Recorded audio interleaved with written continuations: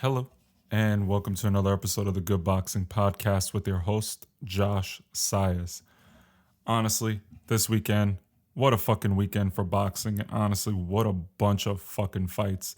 I hate to start out coming out so hot, but look, the fights this weekend were really, really good, and I want to jump right into the main event of all main events. I know we had the Otto Valin versus Dominic Brazil. I know we had the Adrian Broner and Giovanni Santiago. I know we had the Josh Kelly and David Avanizin. There were a bunch of fights this weekend, but one fight in particular, the one I'm going to touch on right now, was the one the entire boxing world was buzzing about. You had Oscar Valdez, newly synced with the Canelo team, moving up to 130 to challenge Miguel Berchelt. Mr. Alacron was apparently one of the most devastating punchers in the division and a man that many people were avoiding.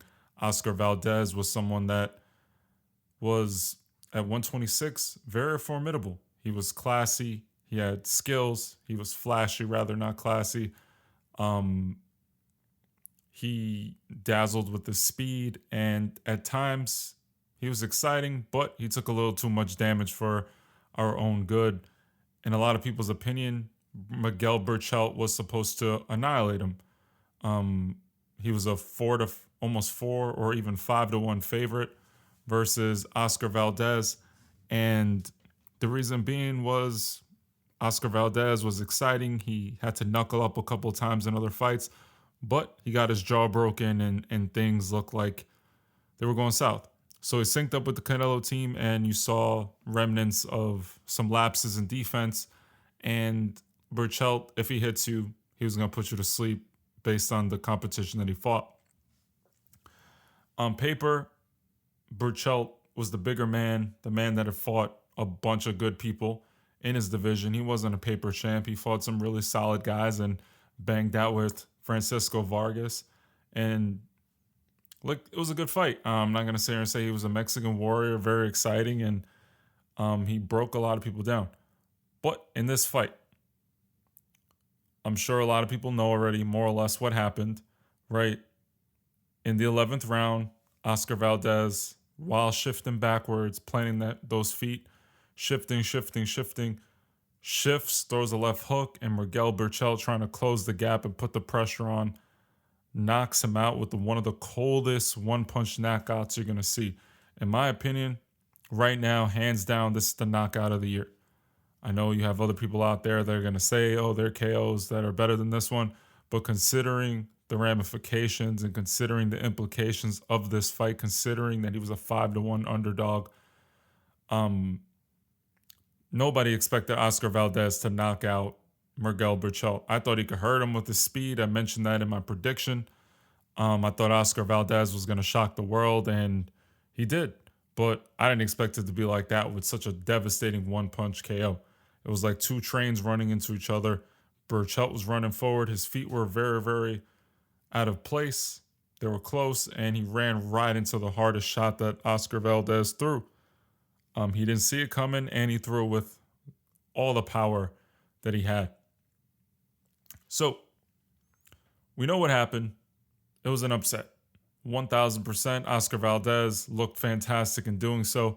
But I wanted to kind of break down the fight and more or less kind of tell you how I saw the fight and why this knockout happened, and kind of build on, now that I know what the game plan was, now that I know what happened, I could kind of look back and give you guys a little more in-depth analysis of what happened. First things first, right? Berchelt is a big dude. I mean, I heard on at the weigh-in of the day of, he weighed in at 146 and a half. Clearly, Oscar Valdez weighed in even the day of probably 133, 134. You saw a clear size advantage, right? And when you looked in the locker room, you saw them kind of come out. It was noticeable. I'm not going to sit here and lie to you. I was very, very nervous for Oscar Valdez. I'm like, damn, I thought Oscar would look a little bigger. He looked like he was working on strength training. And in the photos, you saw it was way more muscular than he normally was. But upon rehydration, Miguel Berchelt certainly looked bigger. He was taller, etc. But the one thing that I did like about Oscar Valdez and his game plan, Immediately right off the jump, right? Oscar Valdez did, in my opinion, one of the smartest things. He knew Miguel Berchelt was bigger than him. He knew he was taller than him. He knew he had the reach advantage, right? Miguel Berchelt came out, was trying to use his jab to kind of set in the tone and kind of walk down Oscar Valdez. I mentioned in the breakdown, the the thing I noticed about Berchelt is it's hard and you're gonna have to weather the storm if he does touch you. And if he does touch you, you gotta be careful. You have to be defensively sound and not get too wild. But if you put the pressure on him, you put subtle pressure, feint him, you put little jabs on him and attack him, and then use an angle to get out or circle around and just stay out the middle and don't let him set his feet and plant to throw a hard shot. And immediately off the jump, that's exactly what Oscar Valdez did. Yes, I had said that. But one thing I did like was he immediately shut down Miguel Berchelt's jab. And what I mean by that is, I know Andre Ward and Tim Bradley were saying that Oscar Valdez was fighting emotional and, he was throwing right hands to the left side of Miguel Berchelt's body hard and he was trying to wing punches at that side. But the one thing I did like about that was from a strategic point of view, Oscar Valdez is small, right? So, yes, okay, he loaded up, sure. But the way he threw it and the sharpness that he threw it with immediately was going to pin down Miguel Berchelt's jab to his body, right? In order to block the body, you have to bring that left hand down or you're going to eat rights all day to the body, which in my opinion, down the line would break down the bigger Berchelt. So the minute he threw that right hand to the body, they were like, oh, you're loading up. Why are you trying to throw such hard shots? Why are you throwing hard overhand rights? It's because he wanted to neutralize the jab. The biggest weapon that Miguel Berchelt had was his jab, given the fact that he's the longer man. He could keep Oscar Valdez from getting inside. He would make Oscar Valdez defend. And then if he was frustrating Valdez, Valdez couldn't get inside. What will you do? He would take the lunge and eventually run into one of Miguel Berchelt's either ridiculously strong uppercuts or overhand rights, or there were a bunch of other punches that he could run into, right? Given that the fact that he has to step forward, he is the smaller man. So the fact that Oscar Valdez pinned that hand and made him be defensive with that jab where he couldn't commit the way he likes to do. He couldn't sit down and plant his foot. He couldn't sit down and really hit Oscar Valdez with that jab. I love that, right? And then on top of that, to even further frustration and kind of make Berchelt hesitate even more, right? Every time he threw the jab, Oscar Valdez countered, parried, shot his own jab, right? So what that's doing now is every time he throws the jab, he has to pay for that jab. He can't just throw a jab out and not pay for it. And when you pay a toll every time you throw a punch, right, it's going to get expensive after a while if you constantly are taking punches to the face in order to throw a lazy jab or hard jab to kind of establish your offense. So I really liked what Oscar Valdez did in that first round. And truthfully, the Canelo team, the game plan was fantastic. Stay low, pressure Berchelt with little combinations.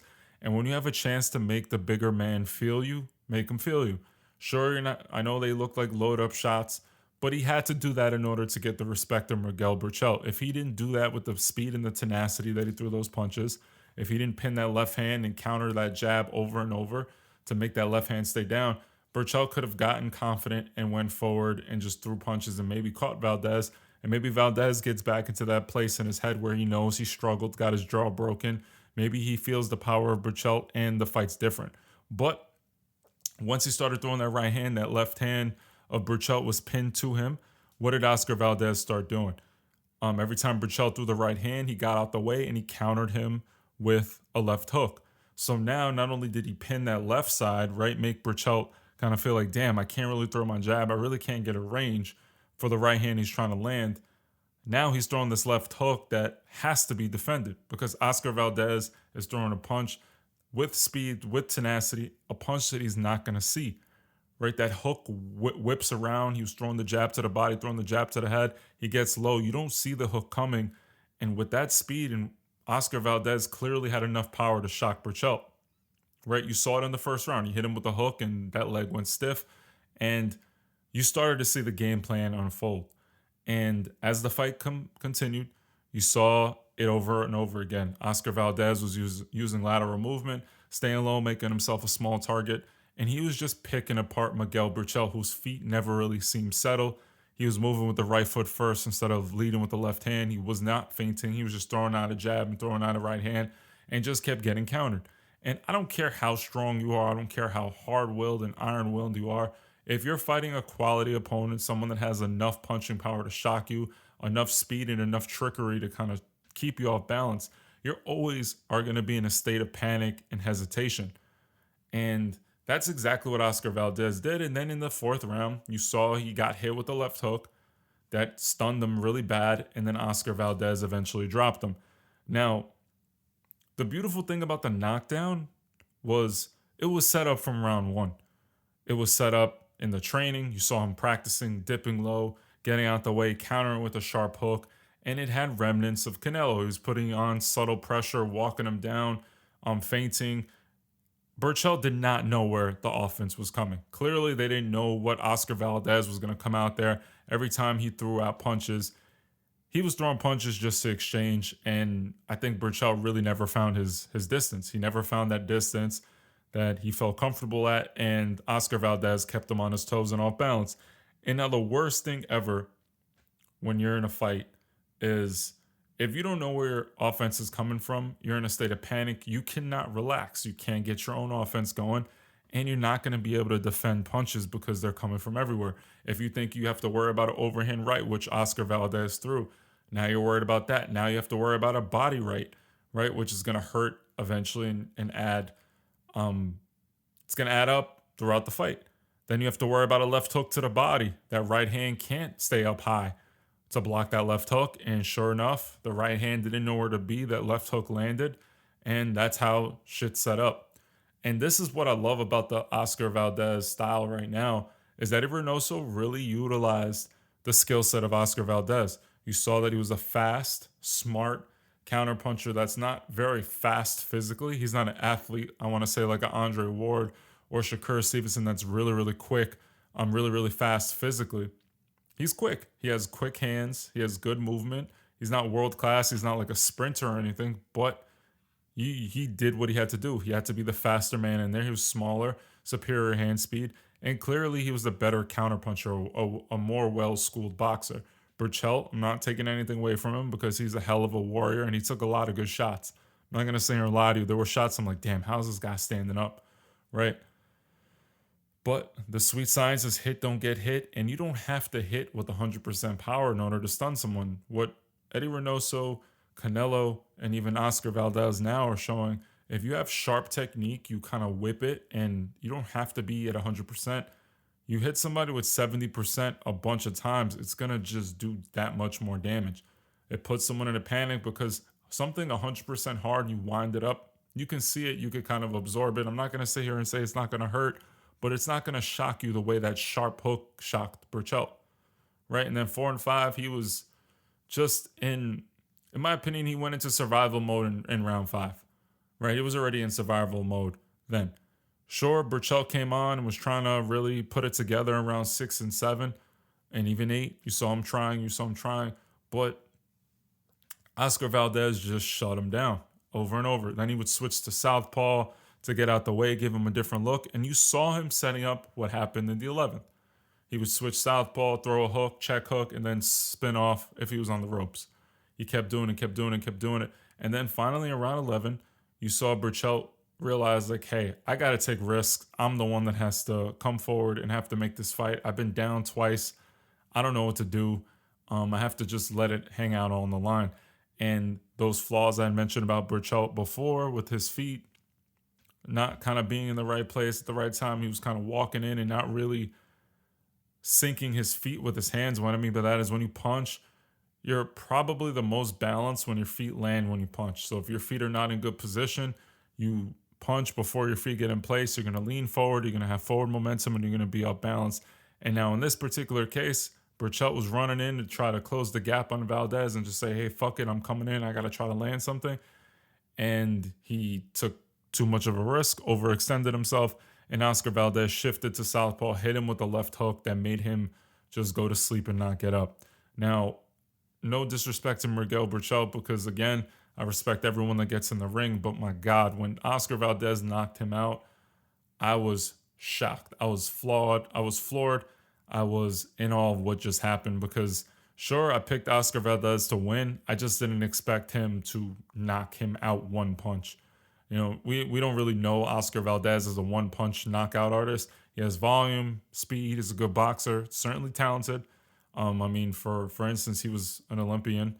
Um, so it should be no surprise that he could box, but to see him sit down on that shot, perfectly make a miss, and then just time it the way he did, I'm telling you, Eddie Reynoso is poised for the greatest year possibly of all time, right? Because if he has this kind of performance with Oscar Valdez, whoever Oscar Valdez fights next, he wins that. Canelo is going to fight several opponents this year that are going to be good. And then Andy Ruiz and Ryan Garcia have spectacular performances. That's stable. The Canelo team is looking unstoppable.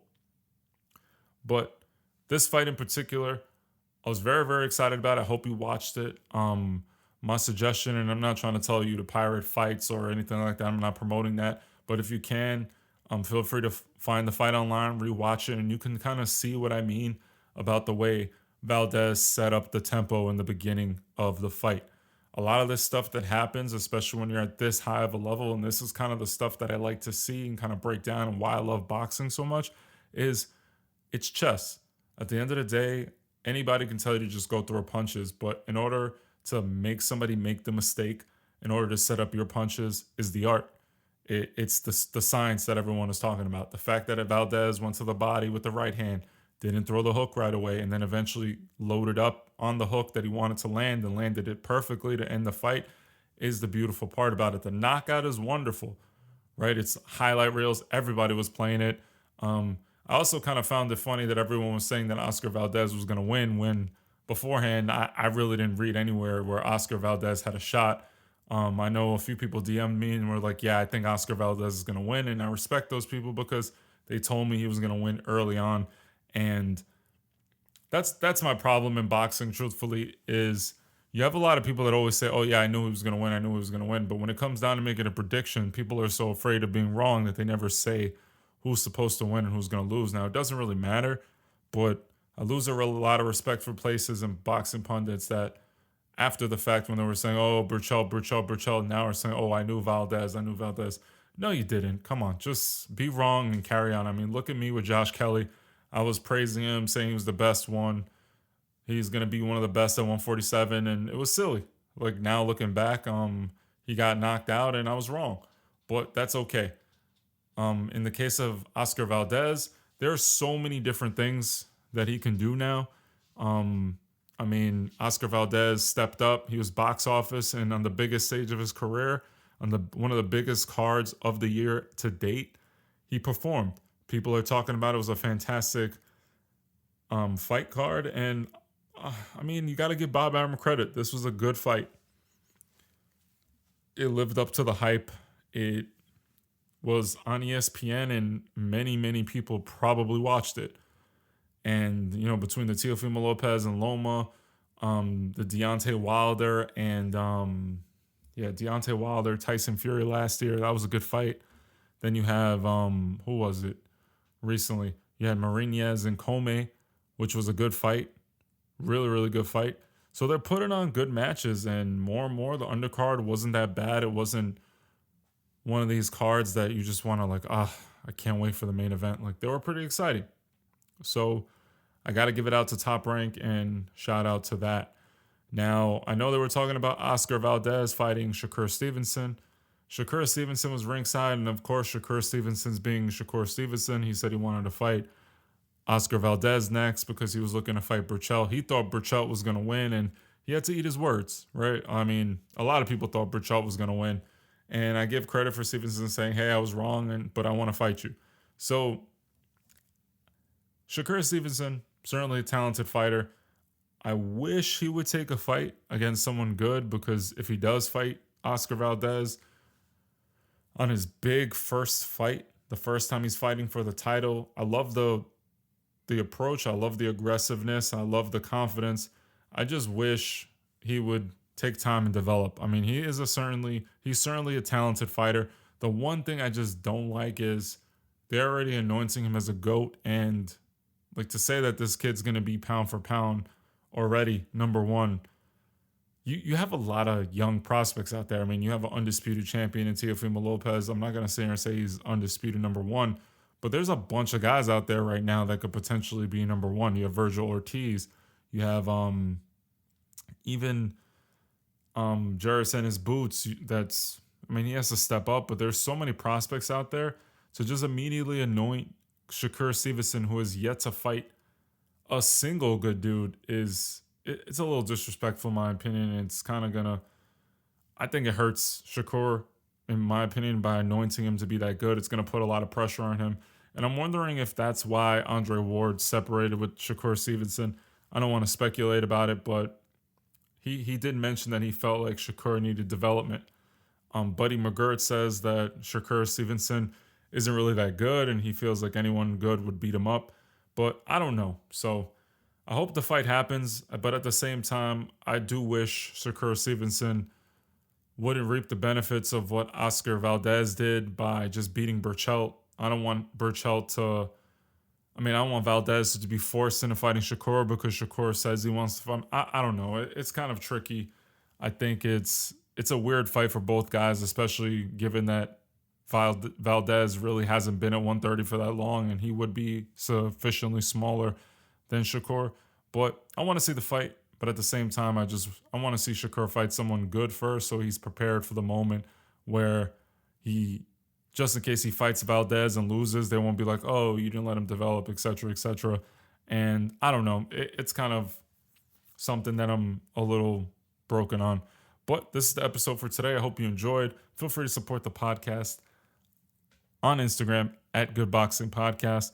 Also, subscribe on Spotify if you can, follow, and write a review or leave a rating on Apple. Thank you so much. Expect those interviews this week. I actually got in touch with a few people. We already recorded. I just have to put everything together and make the interviews one thing. I didn't get video, unfortunately. I think in one of them I did.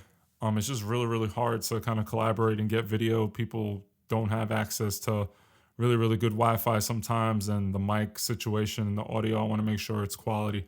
Thank you so much again, and be on the lookout for those. Have a good night.